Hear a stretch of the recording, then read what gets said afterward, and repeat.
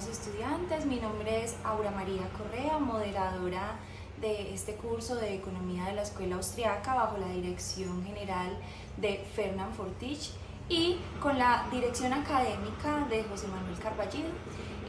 Recuerden que estamos en el quinto módulo, estamos ya llegando al final. Vamos a estar en los comentarios dejándoles los enlaces para el grupo de WhatsApp, correo electrónico y pueden manifestar todas las inquietudes que se desarrollen alrededor de esta clase. José Manuel, adelante. Muy buenos días. ¿Cómo están? ¿Se me escucha? Hay un poquito de retardo aquí en la señal, pero estoy conectado. Me gustaría saber si me están escuchando y me están viendo correctamente. Hola, Dana, buenos días. ¿Cómo estás? Y los demás asistentes, bienvenidos al módulo 5. Hoy tendremos como gran protagonista a Ludwig von Mises, quizás el mayor economista austriaco de nuestra historia reciente. Muchas gracias por confirmar que se me escucha. Yo me veo como congelado en la imagen de acá, del StreamYard y de YouTube, pero me imagino que se irá componiendo como en la sesión anterior. Listo, muy bien. Antes de comenzar entonces con la temática del módulo número 5, vamos a hacer, como ya es habitual, un pequeño repaso a través del Quizzes. Así que le voy a pedir a Aura, muy buenos días Aura, y muchas gracias por tu presentación y por tu apertura de la sesión de hoy, que pase por el chat el enlace para que podamos trabajar nuestras 10 preguntas de hoy sobre el módulo anterior, el módulo de la teoría del crédito y del interés de von Bauer, sobre el cual volveremos de alguna manera hoy también porque Mises perfeccionó esa teoría. La retomó y la perfeccionó y la puso en contacto con otros elementos clásicos de la escuela austríaca. Así que bienvenidos entonces a participar. ¿Ok? Espero que Aura nos pase el enlace, o si no lo paso yo. Muchas gracias, Aura. Ahí está el enlace para que todos podamos participar, ¿ok? En la evaluación del módulo anterior a través de Quizzes.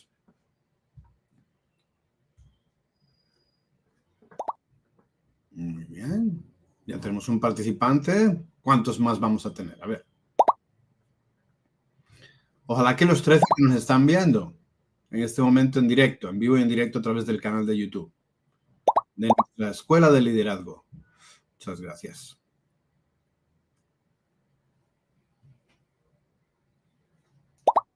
Buenos días a Manuel, buenos días a José también, a Dana Paola. Gracias a los demás por estar ahí, al Dumar, a Felipe, a Diego Libertario, a Ander, a Kev, a Nu.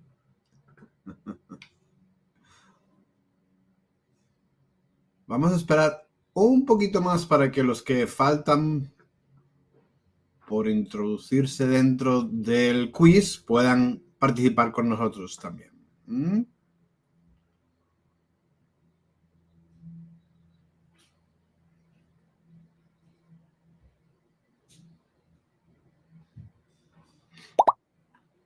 Muy bien, Aura María, muchas gracias por participar tú también.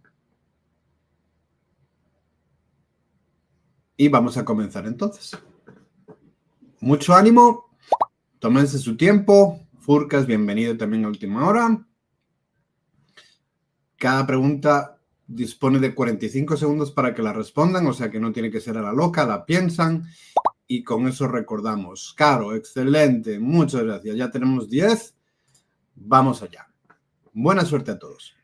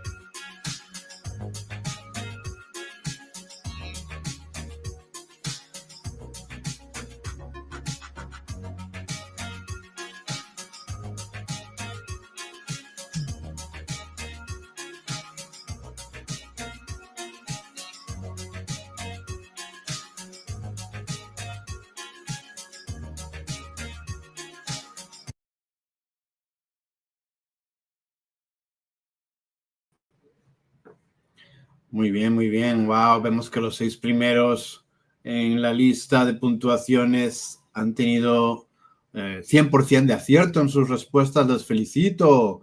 Excelente hoy. Muy bien. Muy bien, muy bien. Terminemos, por lo tanto, el quiz. Excelente. Felipe, Aldomar y Diego, los felicitamos por tener la máxima puntuación y además el mayor número de puntos en el quiz de hoy. Felicitaciones, ¿ok?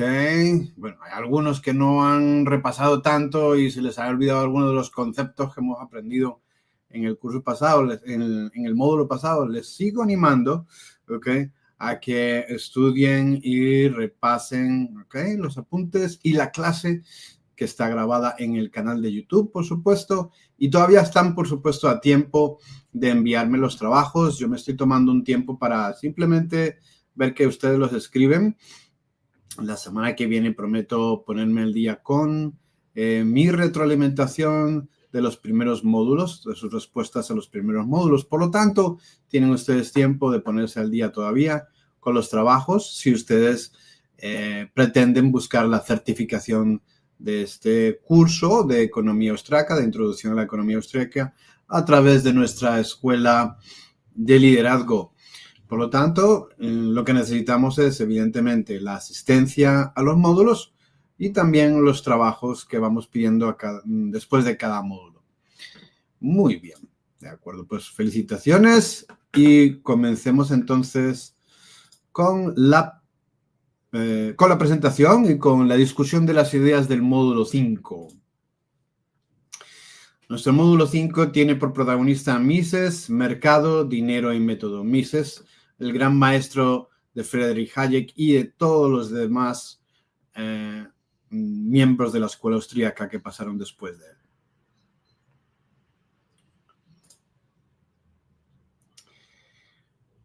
La primera parte, hoy vamos a tener 4 partes, ¿de acuerdo? Porque vamos a hacer un anexo metodológico al final, ¿ok? Así que estén atentos que vamos a tener 4 partes. Hoy vamos a dividir nuestra exposición de ideas en 4 partes y no 3 como tenemos habitualmente. Primera parte, entonces, el salto de fe de Mateo, cuando la teoría choca con la realidad. Nuestro tema de la primera parte es el mercado como proceso, la acción humana como punto de partida y el despertar de una nueva visión económica. Mateo tenía 28 años, graduado con honores en economía de la universidad pública. Trabajaba en una oficina del Estado redactando informes sobre crecimiento, PIB y políticas de subsidios. Usaba términos como elasticidad-precio, externalidades y eficiencia de Pareto sin dudar. Su mundo era un Excel con supuestos. Pero un día, su hermano menor, estudiante de filosofía, le envió un PDF titulado La acción humana, de Ludwig von Mises. Es largo, pero este tipo escribe distinto. Parece que supiera que está hablándote o hablando a la gente real, decía el mensaje de su hermano. Mateo lo abrió con escepticismo, pero al leer la primera página ya se detuvo. La economía no estudia cifras, sino seres humanos que actúan. Se sintió observado porque, aunque dominaba modelos complejos, no podía responder con claridad una pregunta que escuchaba cada semana en su barrio de Itagüí. ¿Por qué si el gobierno dice que la economía crece, yo vivo cada vez con menos? La acción humana, el punto de partida de la economía según Ludwig von Mises. Para Mises, la economía no es una ciencia natural. No es como la física que estudia masas o la biología que observa organismos. Es una ciencia de la acción.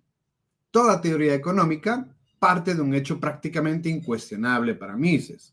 Los seres humanos actúan para pasar de una situación menos satisfactoria a una que sea más satisfactoria.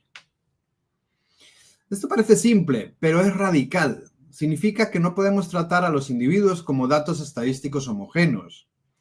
Cada acción humana está guiada por fines, valores y conocimientos particulares. Doña Luz, por ejemplo, decide hornear pan a las 4 de la mañana, no por eficiencia, sino porque conoce el ritmo de su barrio y sabe que a las 6 de la mañana sus clientes ya están haciéndole fila. Andrés, el taxista, cambia su ruta dependiendo del clima, el tráfico y los chismes del café. Ningún modelo puede capturar esto. Solo una teoría que parta de la acción humana lo puede intentar. El mercado como proceso, no como equilibrio estático. Mateo había aprendido que el mercado busca el equilibrio, ese punto donde la oferta y la demanda se cruzan como en una danza perfecta. Pero Mises lo sacudió. El mercado no es un estado estático, sino un proceso dinámico de coordinación social. Los precios no caen del cielo, son el resultado de millones de decisiones individuales. La panadera que sube el precio del pan, el mecánico que cambia de proveedor, la señora que deja de comprar carne para comprar pollo. Esa red descentralizada de ajustes genera orden sin necesidad de planificación central. Por ejemplo, cuando el precio del arroz sube por una sequía, los consumidores cambian a la yuca o a la papa. Los productores observan la señal y aumentan la producción. No hace falta un decreto, el sistema responde solo. Esa es la magia del mercado, un orden espontáneo que emerge de la acción humana. El conocimiento está disperso, es disperso. Nadie puede planificarlo todo.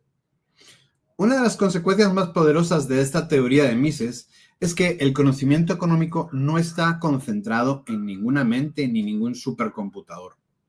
Está disperso entre todos los actores del mercado. Mises y Hayek fueron pioneros en entender esto.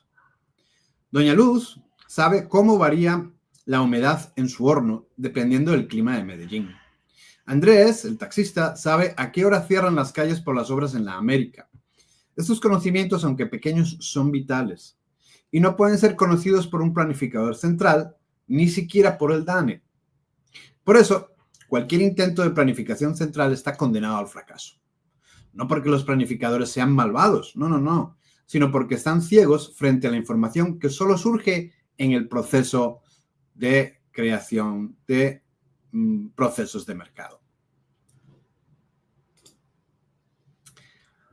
La ley de la preferencia temporal y la acción en el tiempo.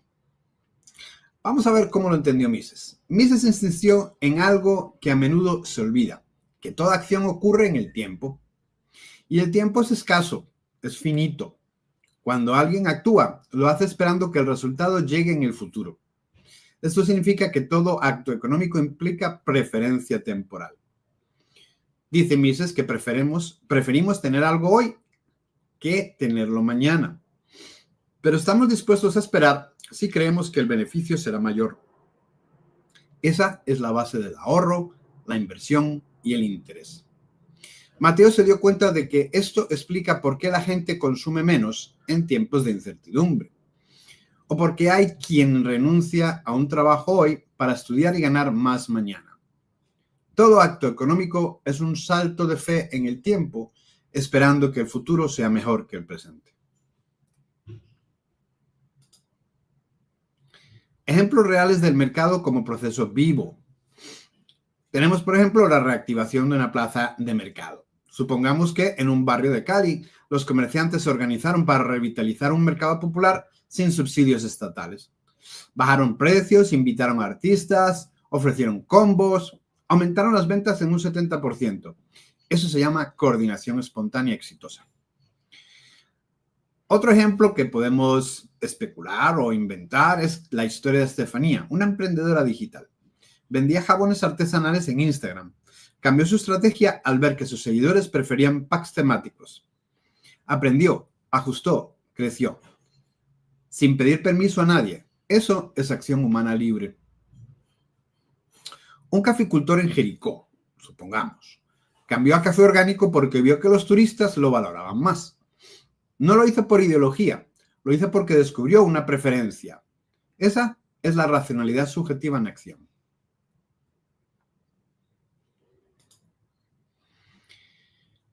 Mateo cerró el libro con respeto. Por primera vez no sentía que estaba leyendo una doctrina, sino una explicación sobre cómo funciona el mundo real.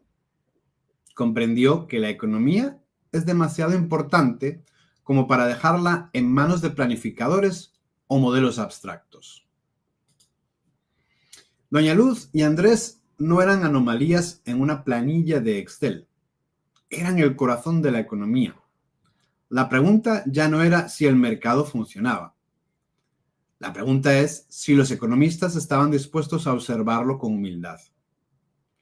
Y con eso en mente, Mateo se preparó para el siguiente capítulo, donde no solo se explicaría qué es el dinero, sino cómo surge, por qué lo destruimos y cómo podríamos redescubrirlo desde la libertad. Entonces, como reflexión final a esta primera parte, podemos decir que los modelos matemáticos aplicados a la economía no pueden reemplazar a la experiencia real. Y el mercado es sabio, nos lo decía claramente Mises, porque parte de ese conocimiento local, disperso en la mente de millones de seres que interactúan constantemente. Decía Mises que el mercado, es decir, la suma de los millones de personas actuando en libertad, cambiando la información en tiempo real, es el sumo rey, es quien decide exactamente cuáles son los emprendimientos que van a ser exitosos en el futuro y cuáles no. Entonces yo les dejo esta primera reflexión, que es un abrebocas, ¿ok? Sobre cómo Mises va hilando sobre las ideas previas que hemos visto, porque estas ideas, si ustedes nos han seguido, no son nuevas, pero sí las va recogiendo y las va incorporando en un todo, en un corpus teórico que terminó siendo pues prácticamente la Biblia de la economía austríaca, que es el libro de la acción humana. La acción humana, así se titula, es la obra magna de Mises, y esto es simplemente ir recogiendo algunas de las ideas que ya habían trabajado desde, que ya habíamos podido rastrear incluso desde los escolásticos, los padres escolásticos de la escuela Salamanca en el siglo XVI y XVII, pasando por Menger y von Bauer, como lo hemos visto. Si tienen ustedes en este momento alguna pregunta o alguna observación que realizar a lo ya explicado, pues es momento de poderles leer. Entonces, es momento para ustedes de poder decirnos algo en este momento, reaccionando a la primera parte de estos conocimientos que nos va desarrollando Ludwig von Mises al hilo de todo lo establecido previamente por los fundadores de la escuela austríaca. De momento no veo nada más que saludos, pero si ustedes quieren ir participando en el chat, bienvenidos. Y si no, pues pasamos a la segunda parte. La segunda parte es una parte central, la segunda y la tercera parte son las partes centrales de esta presentación, en donde hablaremos de la teoría del dinero y del crédito y también de el teorema de la regresión, ¿okay? El teorema regresivo del dinero. Y también hablaremos en la tercera parte del teorema de la imposibilidad del socialismo de Mises, que son quizás los aportes más refinados y más importantes que el propio Mises fue incorporando al corpus teórico de la escuela austríaca. Y evidentemente hablaremos de su teoría de los ciclos económicos, por supuesto. Muchas gracias, Isaac. Yo quiero leer sus reflexiones también. O quiero escucharlas. Si alguien quiere participar en vivo y en directo, le abrimos el canal.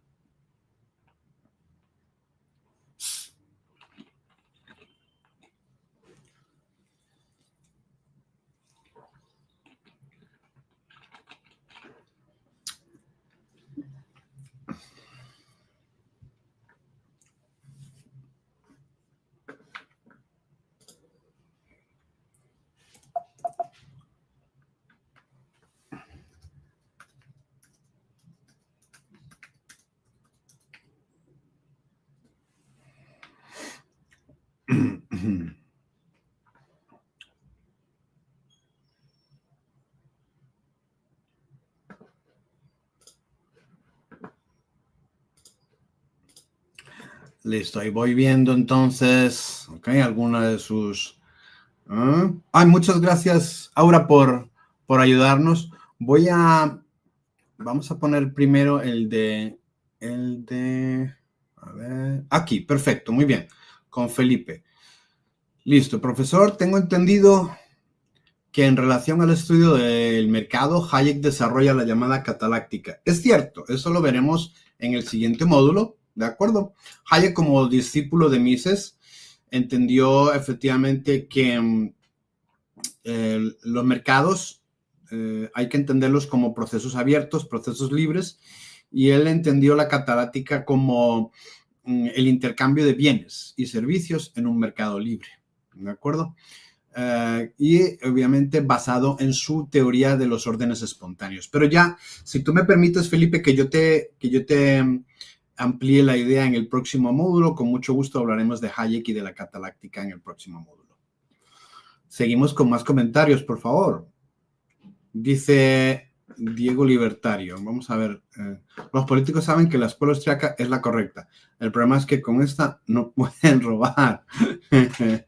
Sí, es decir, no vamos a decir, no hay sistema perfecto de ideas, ¿no es cierto? Obviamente podemos criticar o podemos debatir las ideas también de la escuela austriaca. Lo que pasa es que ellos llevan 70 años, por lo menos 70 años, defendiendo sus ideas frente a críticas de otras corrientes ideológicas, de otras corrientes de teoría económica y, por supuesto, de defensores del estatismo, ¿no es cierto? Y de la tecnocracia. Entonces les hace ser una teoría bastante robusta porque ha ido creciendo y se ha ido confirmando cada vez más que su sistema de ideas económicas es bastante robusto, ¿no es cierto? Y efectivamente, si aplicamos, si en algún país ponemos como teoría de economía pública o la política económica, las tesis fundamentales de Mises, de Hayek y del resto de la escuela austríaca, pues evidentemente, ¿qué es lo que va a implicar eso? Pues un recorte drástico y brutal de la deuda pública, porque precisamente para eso están estos pensadores, ¿no es cierto?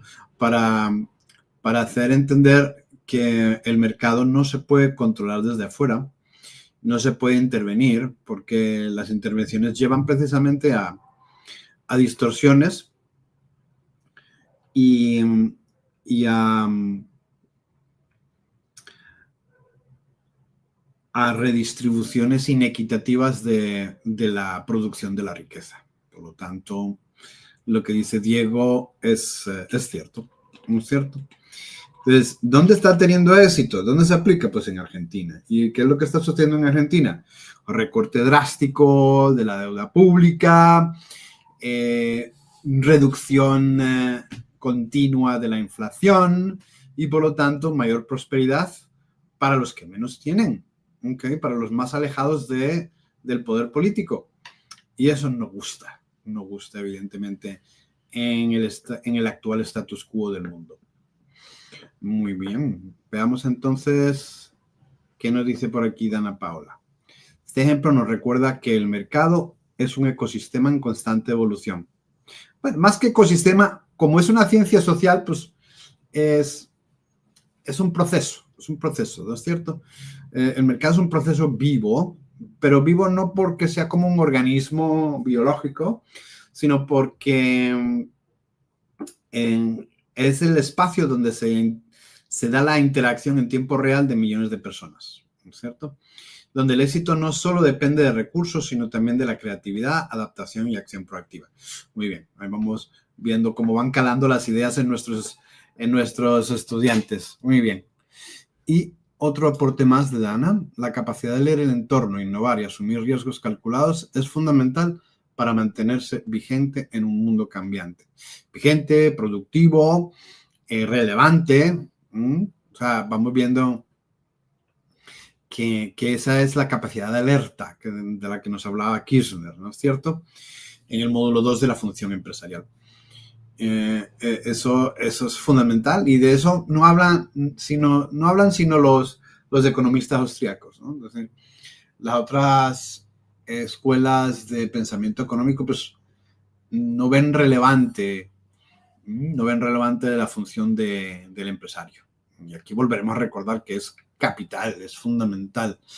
De hecho, pues así se titula el libro de teoría económica más importante de la escuela austríaca, escrito por Mises, La acción humana. Muy bien, muchas gracias. Manuel, vamos a ver, ¿qué dice Manuel? ¿Qué país o qué política extranjera ocupa estos modelos económicos para verlos con referentes y modelos a seguir? Bueno, claramente hemos hablado de Argentina, porque es la novedad, ¿no es cierto? Con Milei. Milei es otro anarcocapitalista o minarquista que pues era un economista mainstream hasta que vio los videos de Huerta de Soto por internet, las clases de Huerta de Soto, y leyó el libro de Murray Rothbard y se convirtió a la escuela austríaca hace unos cuantos años, ¿no es cierto? Hace por lo menos 10 años. Y fue y estudió con Huerta de Soto en Madrid, igual que yo, y terminó haciendo su doctorado con él. Y bueno, pues es un poco la historia que contamos de Mateo hoy, ¿no es cierto? Y esa visión de la escuela austríaca para él, pues le cambió por completo los esquemas y fue lo suficientemente valiente Milei como para decir, yo tengo una propuesta política para llevar a cabo las ideas de la escuela austríaca. Y lo está haciendo, lo está llevando a cabo en este momento. Entonces, impresionante. ¿Qué otros países han tenido como referente a políticos, perdón, a economistas que siguen la estela de los austriacos o han implementado en algún momento políticas de austeridad que tengan que ver con la escuela austríaca? Hay una larga tradición austro-suiza, ¿no es cierto?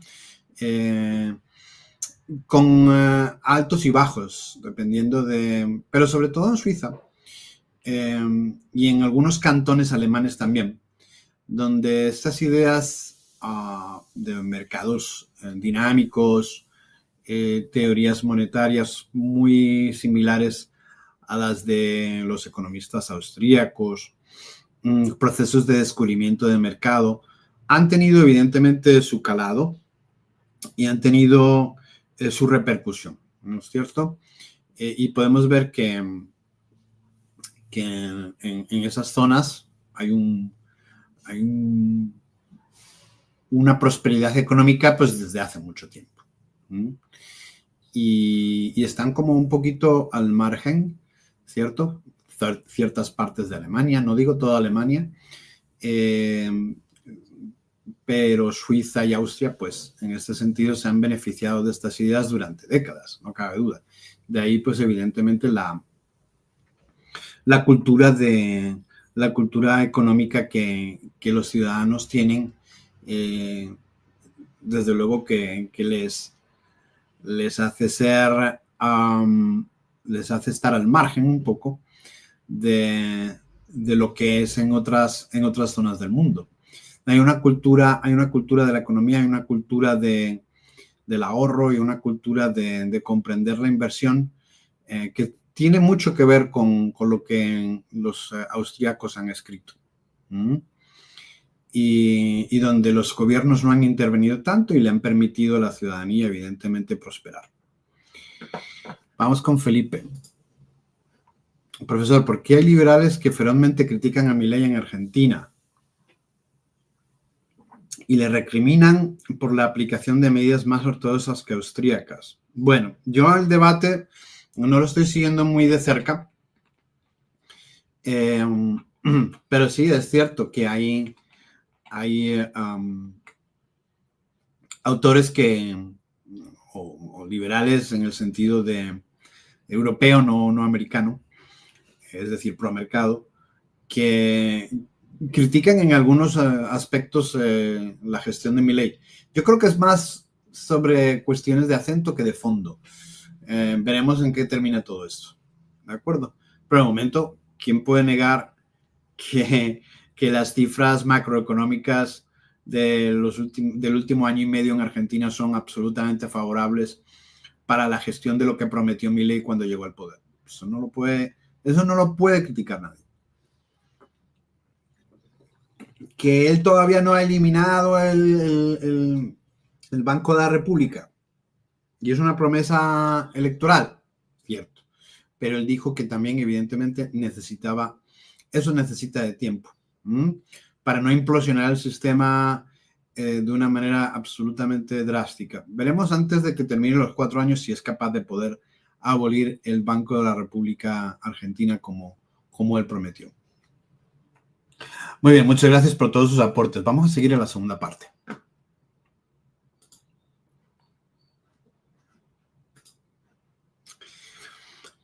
Y la segunda parte de este módulo número 5 se trata del misterio del dinero entre el pasado y el futuro. Nuestro tema de esta segunda parte, el teorema regresivo del dinero de Mises, la teoría del crédito, los ciclos económicos según Mises y la validación de estos conceptos por parte de Bitcoin. Mateo había asumido durante años que el dinero era un instrumento creado y garantizado por el Estado. Así, se lo habían enseñado en la universidad, que el Banco Central imprime el dinero, regula la inflación y estabiliza la economía. Pero Mises, con su estilo directo y su razón implacable, le demostró que esa historia tenía muchos huecos. El dinero es una institución espontánea, no una invención del gobierno, nos dice Mises en Acción Humana. Mateo frunció el ceño. Entonces, si el dinero no nace por decreto, ¿de dónde surge? Fue así como entró en escena uno de los aportes más brillantes de Ludwig von Mises, el teorema regresivo del dinero.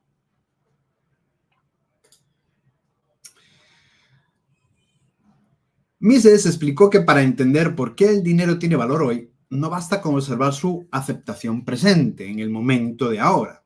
Es necesario retroceder en el tiempo. El valor de hoy se basa en el de ayer en el del día anterior, y así sucesivamente hasta llegar a un punto histórico donde ese dinero, antes de ser dinero, era una mercancía con valor de uso directo. Este es el principio del teorema regresivo del dinero, que demuestra que el dinero no es una construcción artificial ni una imposición estatal, sino una institución que surge espontáneamente en el mercado. Un bien empieza a ser utilizado como medio de intercambio, porque las personas descubren que es aceptado por otros. Y esa aceptabilidad se basa en la experiencia previa de intercambios exitosos. Mateo pensó entonces en los metales preciosos como el oro y la plata. No fueron elegidos por decreto. Se convirtieron en dinero porque eran duraderos, transportables, divisibles y sobre todo porque ya eran valorados en el mercado por otras razones: joyería, ornamentación o funciones rituales. Esa demanda previa facilitó su transición a medio de intercambio general. Mateo comprendió que lo que Mises había hecho era cerrar el ciclo explicativo que la teoría marginalista, comenzada ya por Karl Menger, no había podido resolver. ¿Por qué el dinero tiene valor si su valor depende de su demanda futura? Porque su valor se encadena hacia el pasado hasta llegar a la utilidad no monetaria. No hay circularidad, como demuestra Mises en su teorema. El dinero, pensó Mateo, no necesita un sello oficial para funcionar. Necesita una historia viva de aceptación voluntaria que inspire confianza. Y esa historia, por lo general, no nace en una oficina estatal, sino en la acción cotidiana de personas que buscan comerciar más fácilmente.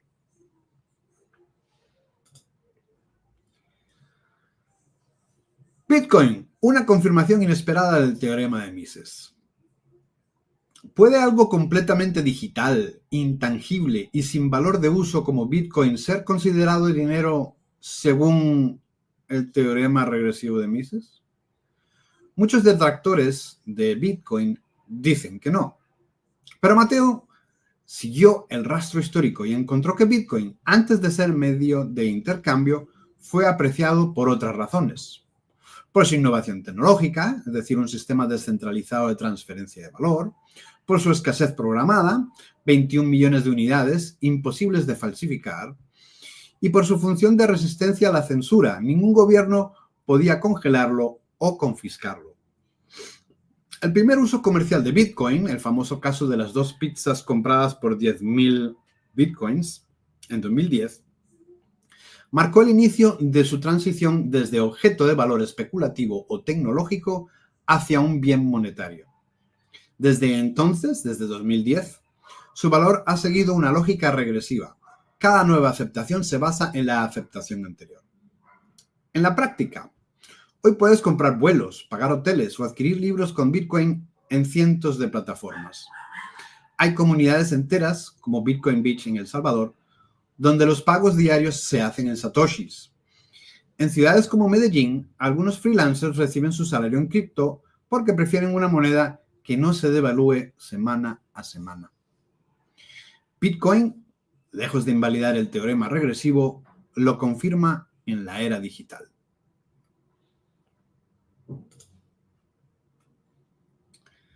La expansión artificial del crédito y los ciclos económicos según Mises.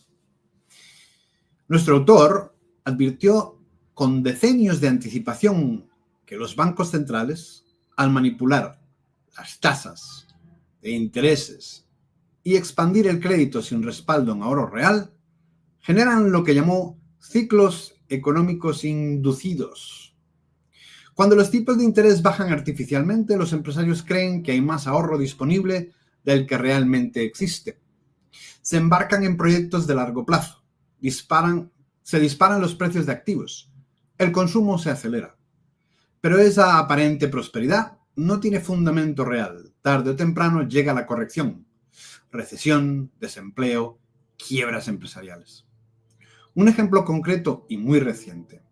En la pandemia, muchos países, incluido Colombia, bajaron las tasas a cero e imprimieron dinero masivamente. Eso provocó una recuperación artificial que derivó 2 años después en inflación global y crisis en las cadenas de suministro. Para Mises, el interés debe surgir del mercado, no de una institución burocrática. Solo así se coordina correctamente el consumo presente con la inversión futura. El interés como precio del tiempo. Justicia en vez de explotación. Por supuesto, Mises en esto sigue a sus 2 grandes maestros, Carl Menger y por supuesto von Bauer, como vimos en módulos anteriores. Karl Marx y sus herederos veían el interés, como ya habíamos visto, como una forma de explotación. Pero Mises demuestra, incluso superando todavía a von Bauer, que es una consecuencia natural de la preferencia temporal. Los seres humanos valoran más el presente que el futuro. Pedir una recompensa por esperar es lógico y justo. Un ejemplo sencillo. Si Andrés presta su carro, su taxi, por una semana a cambio de una compensación, está renunciando a su uso presente. Esa compensación es un interés, no hay explotación, hay mutuo beneficio. Lo mismo sucede cuando alguien presta capital. Pospone consumo y asume riesgo. El interés es el precio que remunera esa renuncia. Bitcoin como defensa frente al ciclo económico. Un dinero sin manipulación. Mateo comprendió que Bitcoin podría representar una alternativa real para escapar del ciclo artificial. Su oferta es fija. No hay banco central de Bitcoin que manipule su emisión. Las tasas no se fijan por decreto, sino por mercado.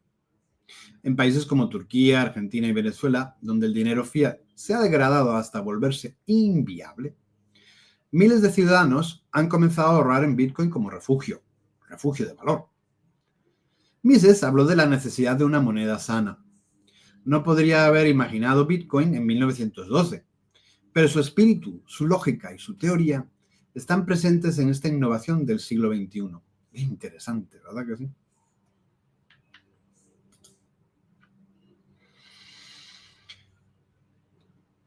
Concluyendo la segunda parte, podemos establecer 6 puntos. El dinero no se impone, emerge. Su valor nace de la experiencia acumulada, no del decreto. Segundo, el teorema regresivo de Mises explica esa evolución con una lógica irrefutable. Tercero, Bitcoin, lejos de refutar esa teoría de Mises, la valida al convertirse espontáneamente en dinero. Y recuerden, esta teoría de regresión del dinero tiene su base en el subjetivismo y en el individualismo propios de la escuela austríaca.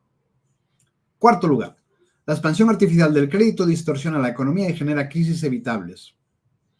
5. El interés no es un robo, sino la expresión justa del valor del tiempo. Y sexto, un sistema monetario libre, como el que permite Bitcoin, podría evitar muchos de los errores sistémicos del presente, siempre y cuando, evidentemente, Bitcoin se establezca como una moneda globalmente aceptada, un medio de intercambio globalmente aceptado.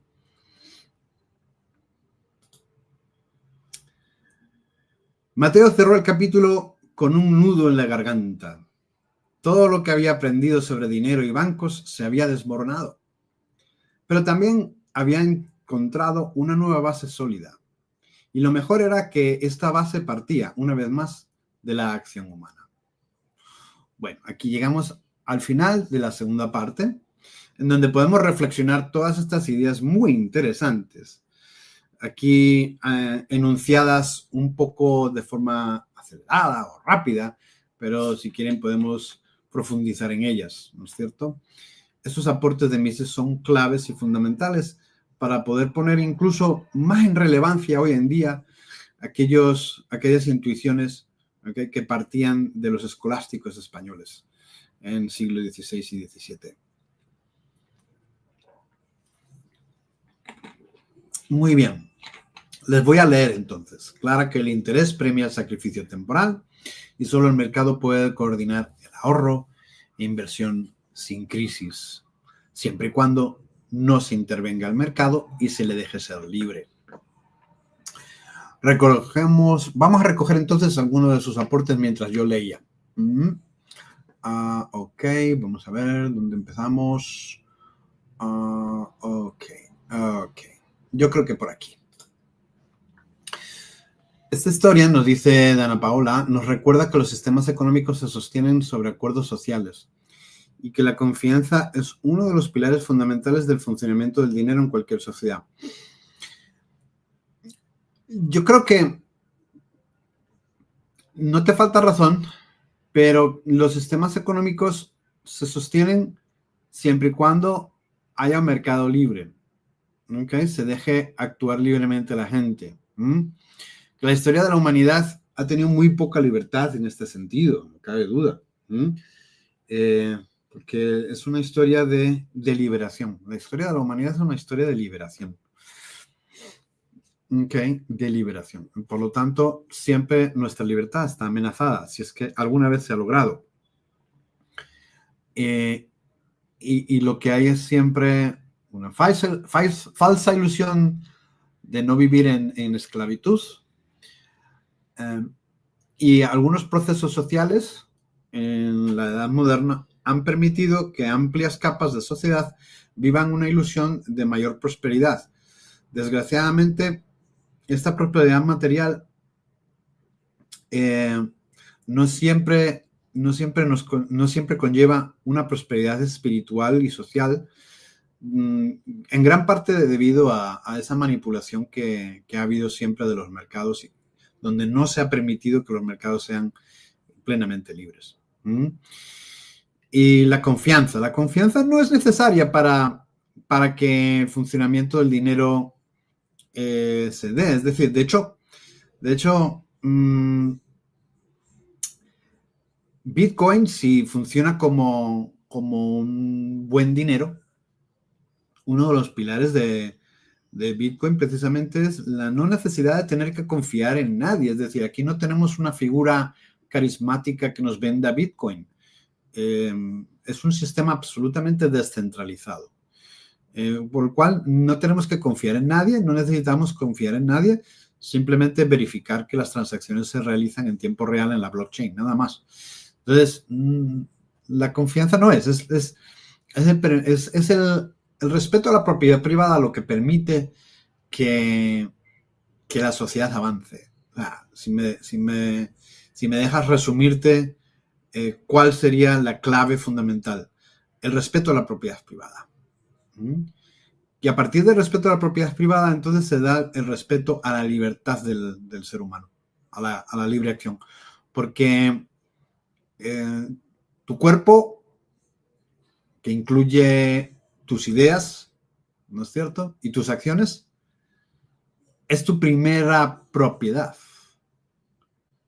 bien entendida. Entonces, la base, el fundamento de la propiedad privada está precisamente en el respeto a la propiedad física corporal de los individuos, para poderles, una vez entendido ese respeto a su primera propiedad, primera y única prácticamente propiedad que se tiene sobre el cuerpo de uno, basar en esa propiedad privada el resto de las acciones. ¿No es cierto? Esa es una idea muy interesante que aportan los economistas austriacos y los libertarios.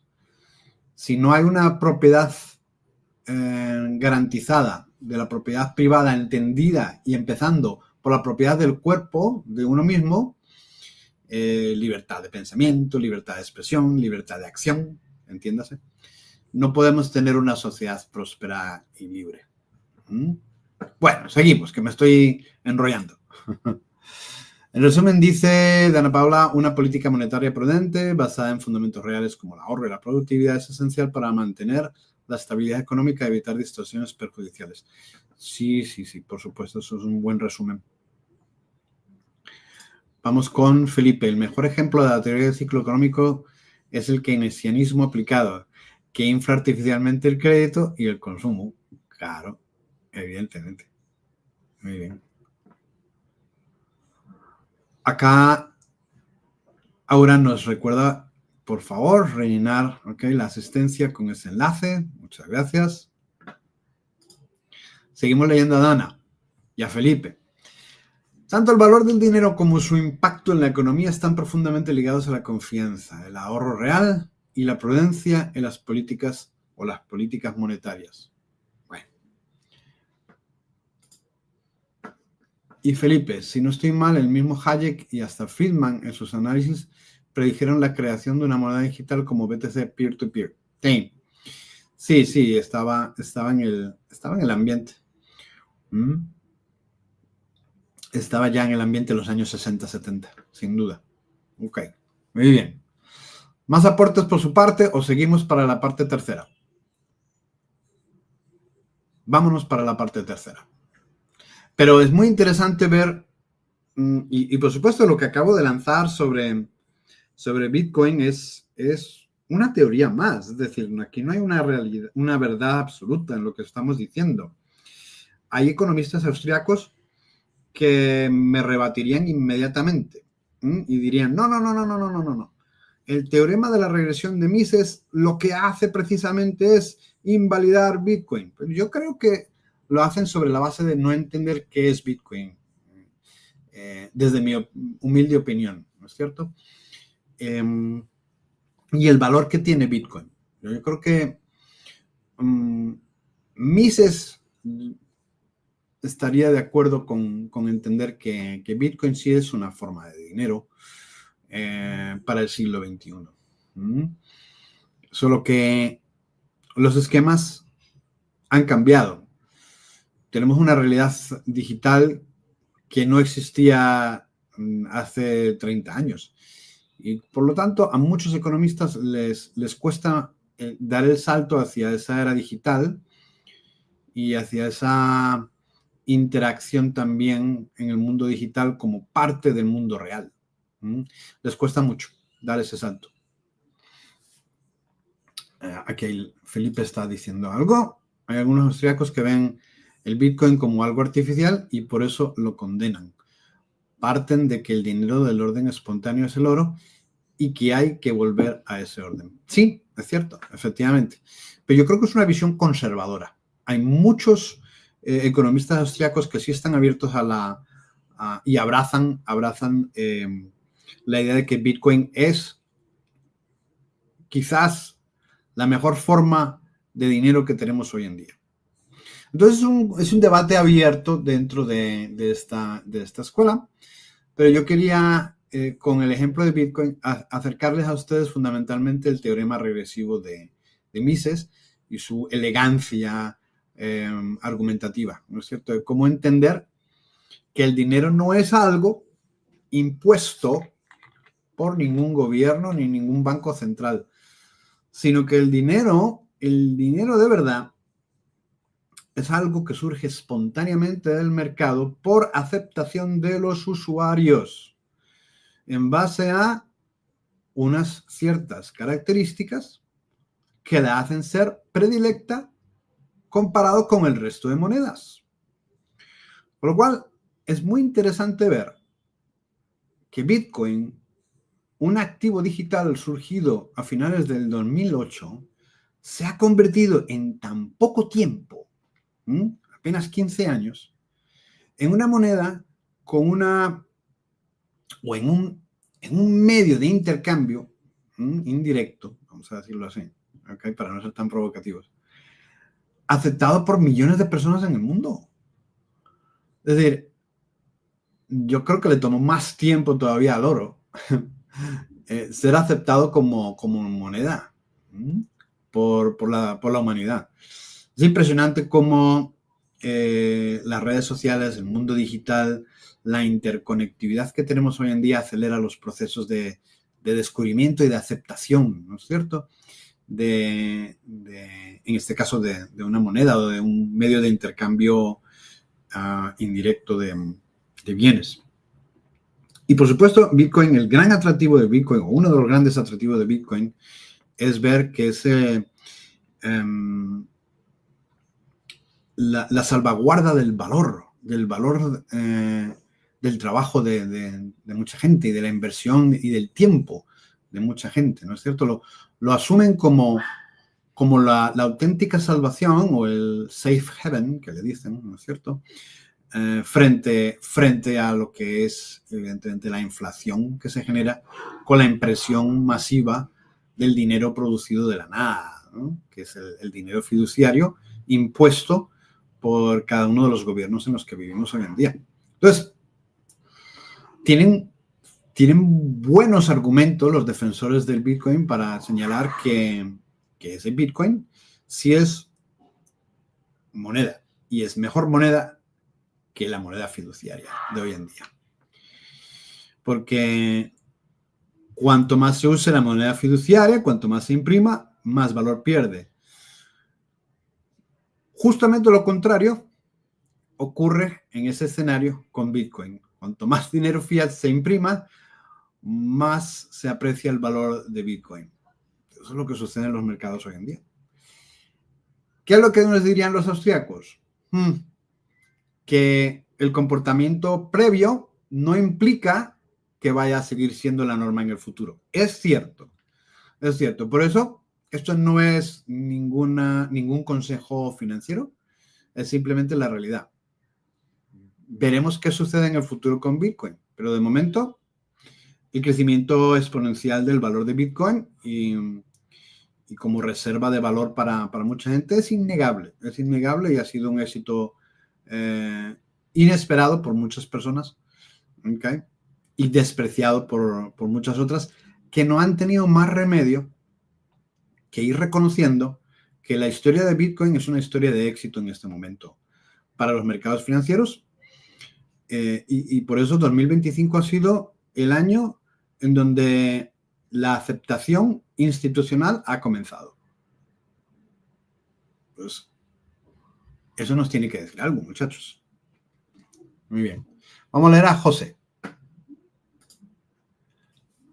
José Castellón, gracias por tu participación también. Hay una iniciativa de crear una criptomoneda soportada en el oro. Seguiría con el Bitcoin porque lo otro implica que alguien acumule y custodie el oro y ya no sería transparente.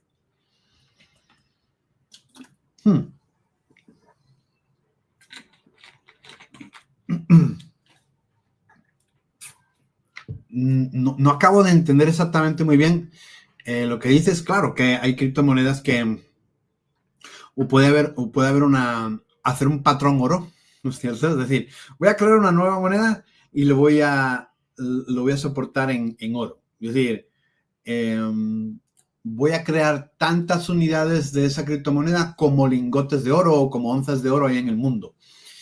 Pero ¿eso te garantiza la aceptación espontánea? Tendrías que competir con Bitcoin. Sí, es un concepto interesante, pero sí será aceptado en el mercado. Solo el mercado es el máximo garante. Ese es el patrón definitivo, ¿no es cierto? El patrón es el mercado, dependiendo de cuánta gente acepte esa moneda, ¿no es cierto? Como medio indirecto de intercambio. Muy bien. Y Felipe, okay, nos dice, acabamos de llegar a un nuevo máximo histórico en el precio de Bitcoin, sí, llegando casi a los $112,000 por unidad. Y por otro lado, ¿es una amenaza para Bitcoin que los estados tengan reservas estratégicas de este activo? No, no lo es. Al contrario, es decir, el éxito de Bitcoin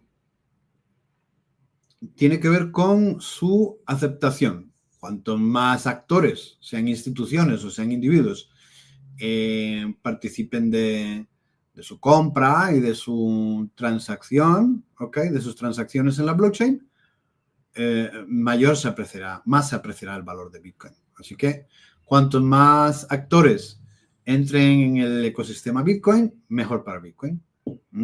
¿Por qué? Porque es un sistema absolutamente descentralizado y nadie lo puede controlar, nadie lo puede centralizar. Así que, y no es información financiera, solo podrá haber, en este momento hay más de 19 millones en circulación, pero solo podrá haber en toda la historia de la humanidad 21 millones de bitcoins en circulación. Cada bitcoin son 100 millones de satoshis. Entonces, ahí viene el bitcoin fraccionado. Entonces, hoy en día lo que la gente puede comprar son satoshis, a menos que evidentemente te compres un bitcoin entero por $112,000. ¿Quién tiene $112,000 para comprar un bitcoin hoy? No mucha gente. ¿Cierto? Entonces lo que compramos es satoshis en este momento. El futuro es incierto. El futuro no se puede ver. No sabemos si estas monedas fiduciarias, el dólar, el peso colombiano, el euro, quebrarán y desaparecerán en el futuro. La historia nos dice que sí, pero ya sabemos que la historia no es garantía de que se vuelva a repetir en el futuro. Los bancos centrales hoy en día están observando la posibilidad de sustituir la moneda de curso forzoso actual con CBDCs, es decir, criptomoneda centralizada emitida por el Banco Central. Si eso lo imponen, será el peor escenario posible para un mercado libre, para la libertad de los seres humanos, porque podrán evidentemente tener información en tiempo real de todos tus gastos, porque habrán eliminado el dinero en físico y tendrán todas las emisiones en sus supercomputadores y todos los movimientos que se hagan con esa moneda centralizada. Si te la imponen, son capaces evidentemente de hacer lo que quieran con las cuentas que tú tengas de ese dinero. Porque ese dinero no es tuyo, es dinero de ellos. Ya el dinero, como explicamos en módulos anteriores, el dinero fiduciario de hoy en día no es tuyo. Es del banco emisor, por lo tanto, del gobierno y del banco central de ese país. Entonces, en cualquier momento te pueden cerrar tu cuenta. Es decir, cualquier dinero o sustituto del dinero que provenga de un gobierno es un sistema de pagos centralizado. Y lo que hace Bitcoin es ser la alternativa descentralizada a ese sistema de pagos, a ese sistema monetario. Y como cada vez hay más gente que entiende eso, cada vez hay más aceptación de Bitcoin y cada vez el Bitcoin supone una alternativa no deseada al sistema financiero que viene desde Bretton Woods. Entonces, esa es la situación hoy en día. Y lo que queremos transmitir en este curso es entender que la teoría monetaria austriaca, en parte, o si no toda, permite validar Bitcoin como una alternativa descentralizada y que permitiría un mercado libre, ¿okay?, frente al modelo financiero actual. Eso es lo que queremos decir aquí. O sea, que encontramos en la teoría de la economía austríaca argumentos de pesos que validen la función del Bitcoin. No digo de otras criptomonedas, pero sí la de Bitcoin. Bueno, seguimos. José dice, no estaría de acuerdo con el patrón oro porque sería algo centralizado, mientras que el Bitcoin no lo es. Ok, lo que tú decías antes, ¿no es cierto? Sí, pero ¿quién posee el oro? ¿Quién posee el oro? Los gobiernos, ¿no? Y en mucha menor medida algunos otros usuarios que compren oro. Pero las reservas mundiales de oro están en manos de los gobiernos más poderosos de la humanidad. Entonces, por eso Bitcoin no se pareja con el oro. No hay una paridad con el oro. Porque entonces sería centralizar el Bitcoin. Sin más. Seguimos, entonces. Vamos para la tercera y cuarta partes. Muchas gracias por sus aportes.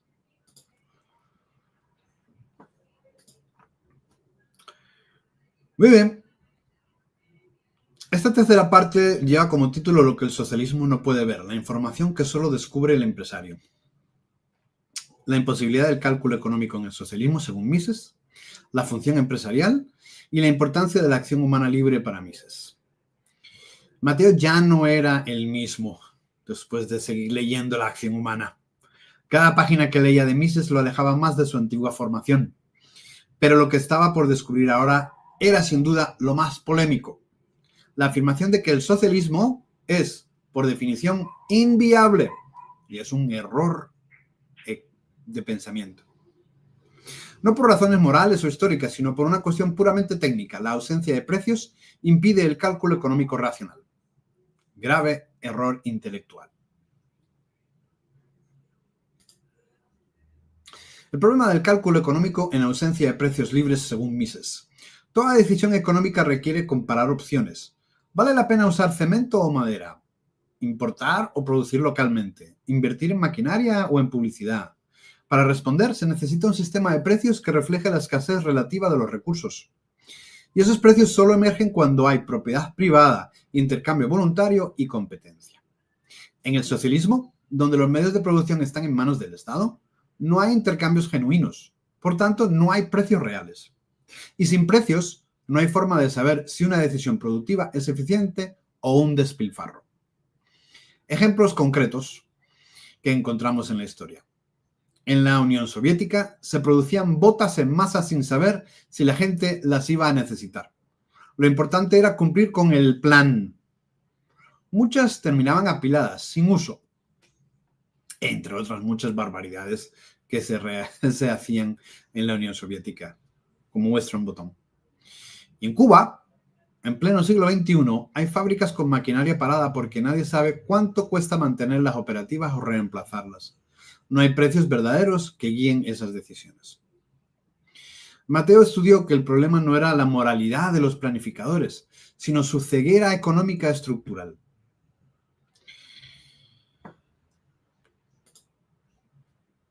La información económica no está dada, se descubre en el mercado, como volvemos una y otra vez a repetir desde módulos anteriores. Y ahora Mises nos viene a confirmar estas viejas ideas de la escuela austríaca. Mises fue el primero en advertir, y Hayek lo desarrolló más aún. La información necesaria para coordinar una economía no está centralizada, sino dispersa en millones de mentes. Nadie sabe cuáles son las preferencias cambiantes de los consumidores, la calidad de cada lote de insumos o la combinación más eficiente de factores productivos. Esa información emerge en el proceso del mercado. Doña Luz, por ejemplo, supo que el pan de queso vendía mejor que el pan tradicional solo después de probar varias recetas. Andrés descubrió que los turistas europeos preferían pagar carreras más largas en la madrugada y adaptó su horario. Ningún burócrata habría podido planificar eso.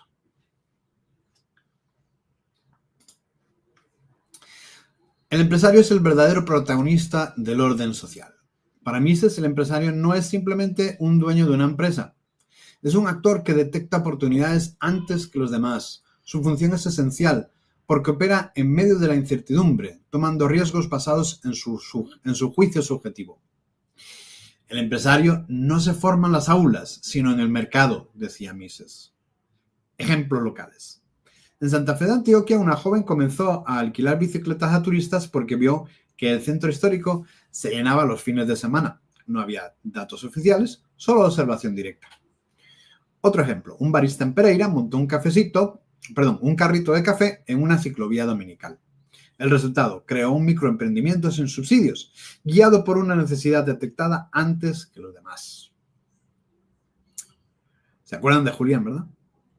Estos actos empresariales no son predecibles ni reproducibles por un modelo estatal.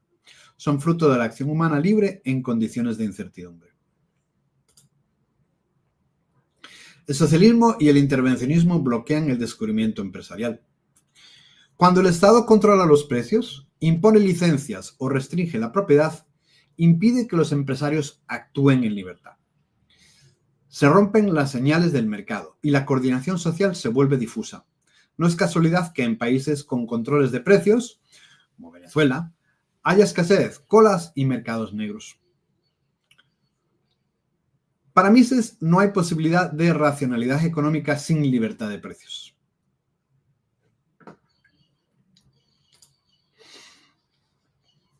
El economista, de planificador a defensor del orden espontáneo.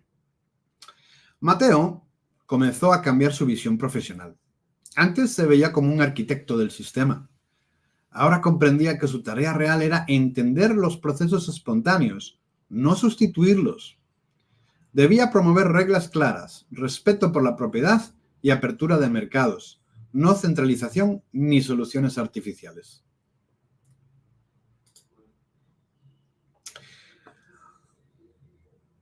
Y volvió a leer a Mises. El orden económico no se diseña, se descubre.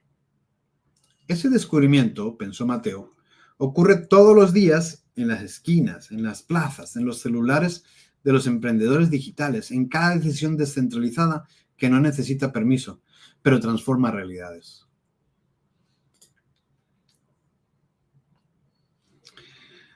Como conclusión, entonces, podemos señalar unos 5 puntos de esta tercera parte. 1. El socialismo fracasa no solo por razones morales, sino porque elimina los precios reales, haciendo imposible el cálculo económico. 2. La información económica es dispersa, cambiante e intransferible. Solo puede descubrirse en el proceso de mercado. 3. El empresario es el actor clave que conecta conocimiento local, creatividad y acción en condiciones de incertidumbre. 4. Cualquier intento de centralizar decisiones o bloquear precios libremente determinados rompe la coordinación social. 5. El verdadero rol del economista no es invertir, el verdadero rol del economista no es intervenir, sino comprender, explicar y proteger el orden espontáneo que la libertad genera. Mateo, Doña Luz y Andrés no eran personajes sueltos. Son los protagonistas de un sistema que funciona cuando se les deja actuar junto con otros millones de personas. Mises, desde su escritorio en Viena, hace un siglo, había entendido algo que muchos aún ignoran. La economía es demasiado compleja para ser planificada, pero lo suficientemente sabia para coordinarse si se la deja libre. Y aquí llegamos entonces al final de esta tercera parte, penúltima, y espero entonces sus reacciones. Estoy viendo por acá. De momento, ya hemos leído todo lo que está escrito. Muy bien. Esperamos alguna participación más por parte de ustedes y si no, seguimos al epílogo, a la última parte de la presentación de hoy que tiene como protagonista, como objeto, la metodología científica de la teoría económica según Mises.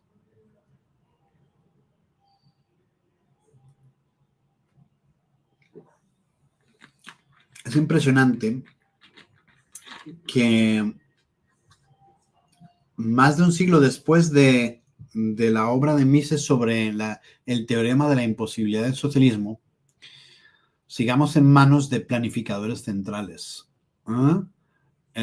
bien disfrazados de tecnócratas y de burócratas, que lo único que supuestamente miran es el bien común.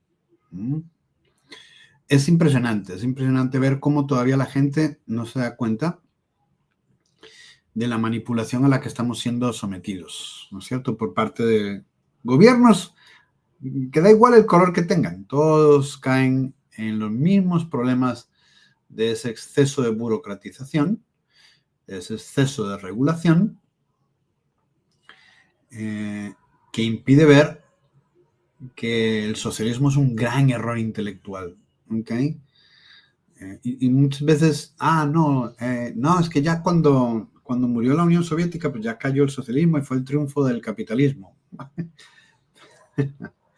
No, señores, no es así. Desgraciadamente, el sistema financiero sigue hoy en día siendo inmensamente socialista, como hemos tratado de demostrar en estos módulos. Muy bien, los leo. Vamos a ver.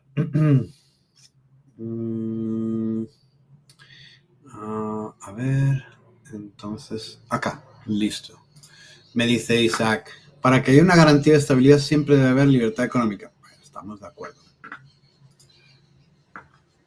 Felipe, los precios son señales coordinadas muy importantes para que los individuos realicen su propio cálculo, por supuesto, tanto compradores como vendedores, ¿no es cierto?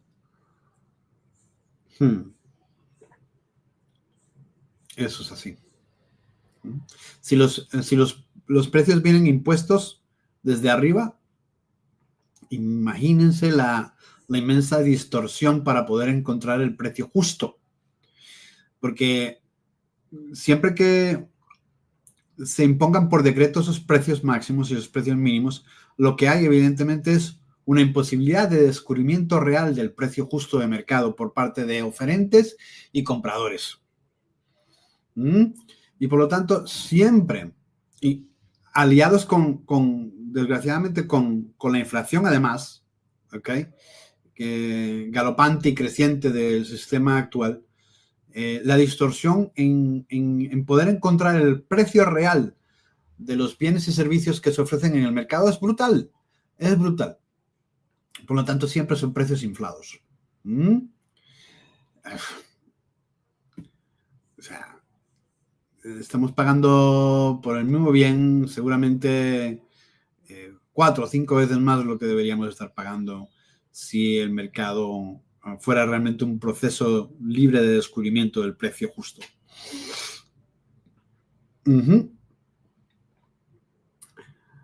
Seguimos con Felipe. Profesor, últimamente se habla mucho del principio de imputación de Menger con relación a los precios. ¿Sí? A ver, ¿en qué sentido? Elabore la idea.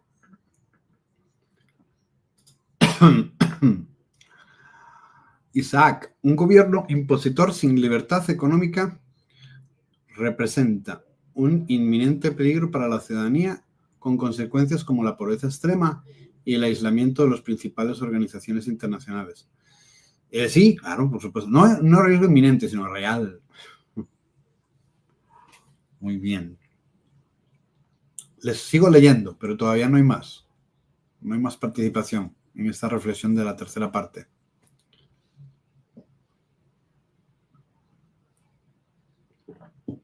Elabórame, Felipe, ese principio de imputación de Merger en relación a los precios y de lo que se está hablando hoy. Póngame ejemplos. A ver, referente a lo que está pasando en Argentina con la especulación de precios a pesar de que la inflación baja. Si la inflación baja, hay especulación de precios. O se permite que compradores y vendedores empiecen un proceso de descubrimiento más real del precio justo de mercado, que es lo que acabo de intentar explicar.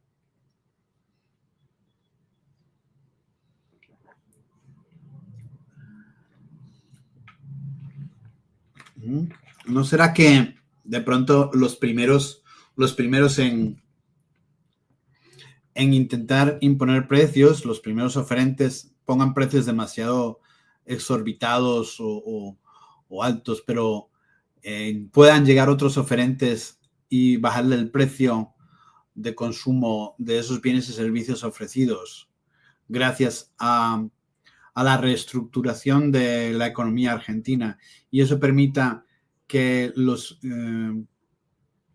oferentes iniciales con precios altos dejen de participar en el mercado, ya que van a ser reemplazados por otros oferentes que van a ofertar los mismos bienes y servicios a un precio más barato. ¿No será eso lo que va a suceder en Argentina finalmente? Al liberalizar los mercados. Seguramente es eso. Vamos a ver. Isaac, en Colombia lastimosamente la juventud no entiende esto en su mayoría y es peligroso con el gobierno que tenemos ahora en manos de Gustavo Petro. El gobierno que tenemos ahora en manos de Gustavo Petro simplemente sigue una línea de actuación encadenada y que ya había sido anticipada por gobiernos anteriores, ni más ni menos. Todos participan del mismo sistema corrompido. Hay empresarios que se niegan a bajar algunos precios. Desaparecerán. Desaparecerán del mercado. O, si no se adaptan a los nuevos precios, desaparecerán. Siempre y cuando el mercado sea libre y haya oferentes que digan, uy, ese chavo de ahí de esa esquina está ofreciendo esa manzana a 10. Yo la tengo aquí a 8. Voy a competir con él. Eso pasa. Eso es así.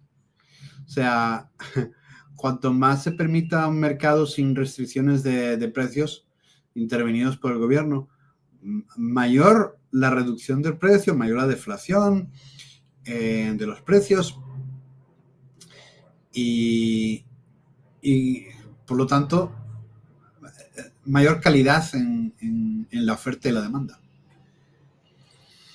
Muy bien. Seguimos entonces.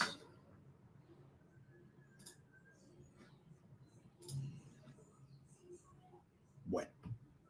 Llegamos entonces al final de nuestra exposición de hoy con una breve nota sobre el concepto teórico de la disciplina de la ciencia económica entendida desde la perspectiva de Mises. Mises fue muy posiblemente no, estoy seguro, el que mejor entendió el paso definitivo que había dado Karl Menger a la hora de escribir Principios de Economía Política en 1871 en cuanto a cómo hay que entender nuestra disciplina económica. El método de la economía política según Ludwig von Mises. Para culminar el estudio de Ludwig von Mises, es esencial comprender no solo qué dijo sobre el dinero, el mercado o el empresario, sino cómo llegó a esas conclusiones. El método que propone Mises para hacer ciencia económica es profundamente diferente al de la economía neoclásica, y su comprensión permite consolidar todo lo aprendido. Perdón. La ciencia económica como ciencia de la acción humana. Para Mises, las ciencias sociales no pueden adoptar el mismo enfoque que las ciencias naturales. La economía no estudia objetos, sino personas que actúan. Por eso, propone fundar toda la ciencia económica en una teoría general de la acción humana a la que llamará praxeología. La praxeología, según Mises, parte de un axioma fundamental, y es que los seres humanos actúan, es decir, eligen fines y usan medios escasos para alcanzarlos. A partir de este hecho irrefutable, Mises deduce teoremas que explican fenómenos económicos complejos como el interés, la formación de precios o los ciclos económicos. Este método es a priori y deductivo, es decir, no es empírico. No parte de datos estadísticos, sino de principios lógicos derivados del hecho de actuar. Y esto no es un capricho filosófico. Es la única manera de construir conocimiento universalmente válido en un campo donde los experimentos no se pueden repetir bajo condiciones controladas.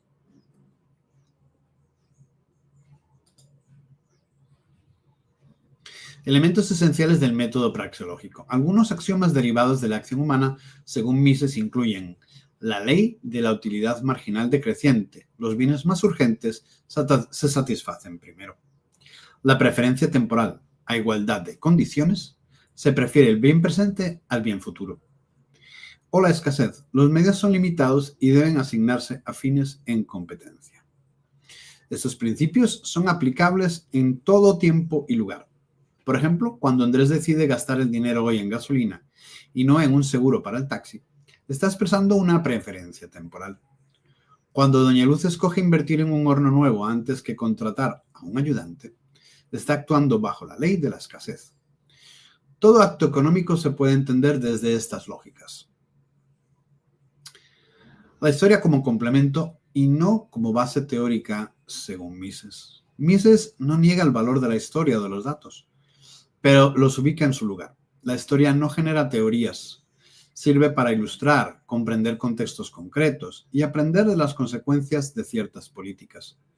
Pero la historia económica, al ser irrepetible, no puede ofrecer leyes universales.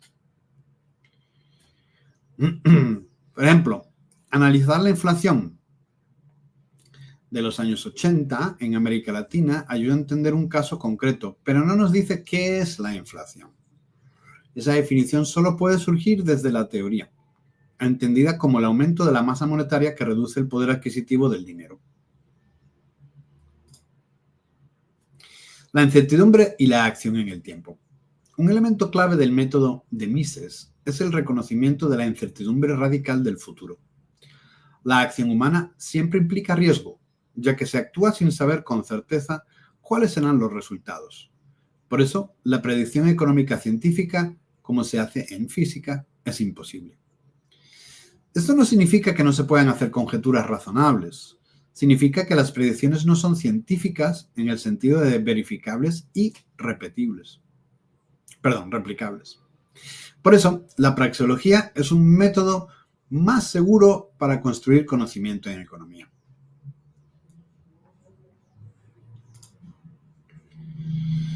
¿Cuáles son las implicaciones pedagógicas del método misesiano?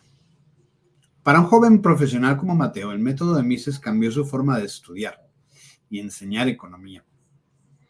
Comprendió que no debía limitarse a leer gráficas o modelos, sino a observar la lógica de la acción humana en el mundo real. También comprendió que los datos por sí solos no hablan, deben ser interpretados desde una teoría coherente.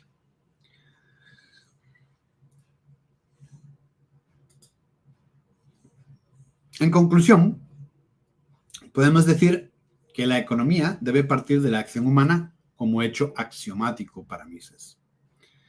En segundo lugar, la teoría económica es deductiva, no parte de la observación empírica. Por lo tanto, se basa en la racionalidad lógica de la mente humana. En tercer lugar, los precios, el interés, el dinero y el empresario solo pueden entenderse desde la praxeología o de la teoría de la acción humana. En cuarto lugar, la historia y los datos empíricos son útiles como ilustración, pero no como base teórica. Finalmente, la acción humana está inmersa en la incertidumbre, por eso el mercado libre no la planificación, es el mecanismo de coordinación más eficaz.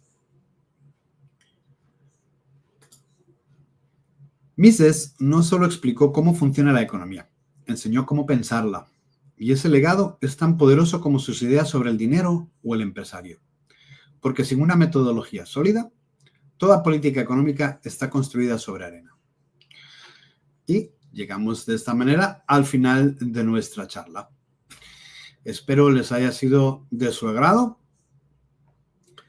Esto es todo lo que hemos tenido que decir sobre Mises en el día de hoy y que les haya dejado muy buenas enseñanzas. Y desde el punto metodológico, yo he venido trabajando la reflexión de la praxeología como una, no solo como un marco de la ciencia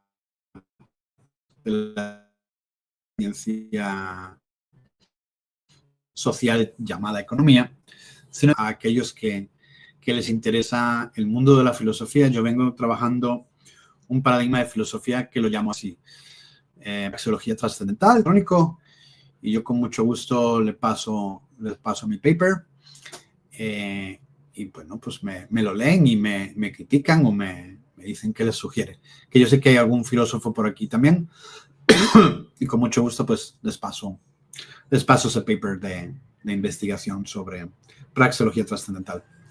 Muy bien, les leo en este momento, cierro mi exposición y les termino de leer para que podamos concluir la sesión de hoy. Muy bien, vamos por acá. A ver, otro de mis profesores. Hombre, Felipe, mencionas a Philip Bagus. Philip Bagus fue el director de mi tesis de maestría. ¿Qué dice Philip Bagus? ¿Ve la deflación como algo positivo? Claro. Un punto de vista respaldado por Milley, pero que Rayo ve con escepticismo. Bien, bueno. De nuevo, son cuestiones de matiz, ¿ok? Luchas intestinas entre profesores de la Universidad de Rey Juan Carlos. Yo estoy con Philip Bagus. Y yo creo que en realidad también Rayo entiende que la deflación es absolutamente natural. Rayo no desconfía de la deflación porque piense que lo natural sea la inflación. ¿Sí? Es cuestión de matices. Muy bien. Tenemos el privilegio de compartir la naturaleza de lo estudiado ajeno a estudiar al mundo de la ciencia natural. No entiendo muy bien esto. Yo creo que lo que tenemos es el privilegio de poder gastarnos estas horitas de los sábados por la mañana, ¿verdad que sí? En hacer descubrimiento de esta apasionante teoría científica que sin duda creo que recoge como ninguna otra el mundo de la interacción social en los mercados, ¿no es cierto? Y es apasionante ver cómo estas ideas, si se dejan implementar, generan un mundo totalmente diferente al que conocemos en situación de no libertad económica como la que vivimos cuando usamos moneda fiduciaria, ¿no es cierto? Esto es impresionante todas estas ideas que estamos compartiendo estos sábados, y muchísimas gracias de verdad por estar ahí y por estar interesados en lo que yo digo, que simplemente soy un mero transmisor de estas ideas de mis maestros. Nelson, yo me hago una pregunta, ¿cómo se va a hacer una economía perfecta y buena con un gobierno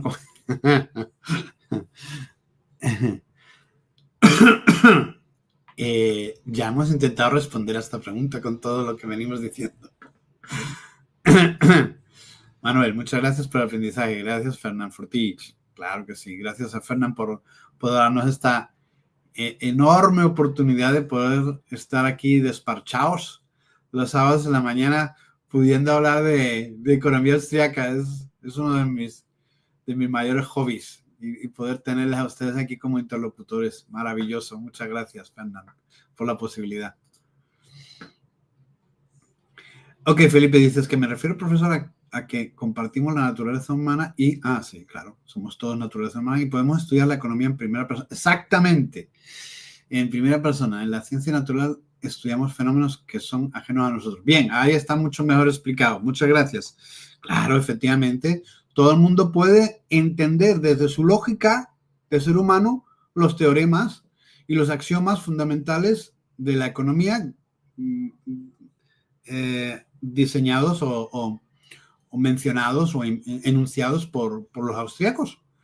Claro, todo el mundo puede comprobar la veracidad de lo que dicen los austríacos por pura lógica humana. Muchas gracias, claro que sí, es verdad. No necesitamos ser especialistas en economía. Con tal de leer el libro de la acción humana, todo el mundo puede entender la economía. Lean el libro de la acción humana, léanlo. Es largo, sí, pero es apasionante y está escrito para que todo el mundo lo pueda entender. No hay matemática, no hay jerga academicista. Es un libro por y para la humanidad y libera la mente del ser humano y la conecta con la pura lógica de la acción humana. Es un libro apasionante, sin duda. Cómprenselo, léanlo. La acción humana de Ludwig von Mises. Sí, ese es el mejor consejo que yo les puedo dar. Incluso mejor que lo de Bitcoin.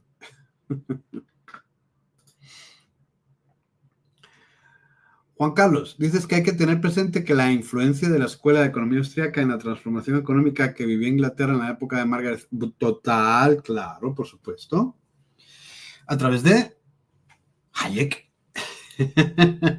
Sí, pero hablaremos de ello la semana que viene, si me permiten. Muy bien. Gracias, profe, gracias, Fernán, gracias a ti, Juan Carlos. Quiero saber sobre la criptomoneda, ¿buena o mala? ¿Cuál de ellas?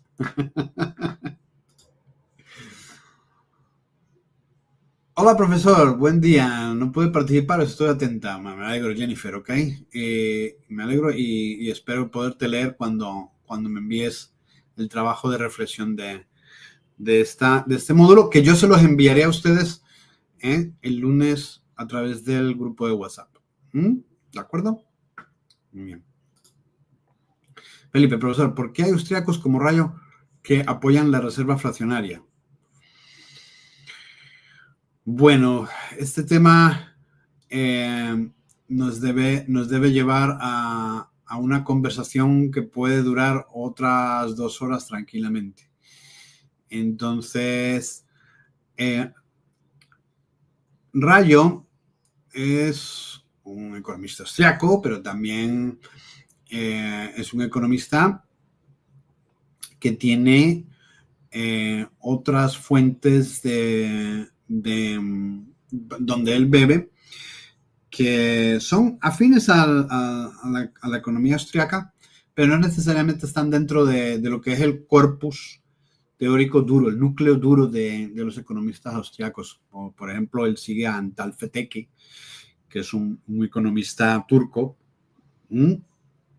en donde ellos apoyan la reserva fraccionaria, ¿cierto? Entonces, para ellos, el tema del patrón oro pues es discutible. Pero es un debate que se da también, no solo con Rayo, sino con otros economistas austriacos.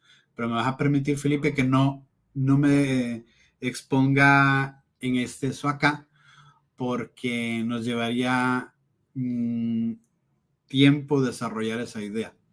¿Okay? Lo que sí te recomiendo es que veas precisamente el canal de Rayo, donde él claramente explica en qué consiste su apoyo de la reserva fraccionaria y en qué términos, porque es un tema un poquito técnico, pero sí lo explica bien. Ahí me vas a permitir que no te lo explique yo, sino que sea Rayo el que te lo explique. El hombre, la economía y el Estado, el libro de Rothbard, es otra obra magna, por supuesto. Ese es como el Tratado de Economía Política de Rothbard, que es todavía incluso más largo, más voluminoso que La acción humana de Mises, pero es una obra magna, sin duda, estoy de acuerdo. Felipe, muy bien, gracias por mencionarlo. José, la tarea el lunes, ¿de acuerdo? Les pongo la tarea de reflexión el lunes para que lo puedan desarrollar tranquilamente desde el lunes en adelante. Muchísimas gracias por su presencia, muchísimas gracias por sus aportes. Nos seguimos viendo. Tengan una feliz semana. La semana que viene módulo 6. Nos faltan 3 semanas.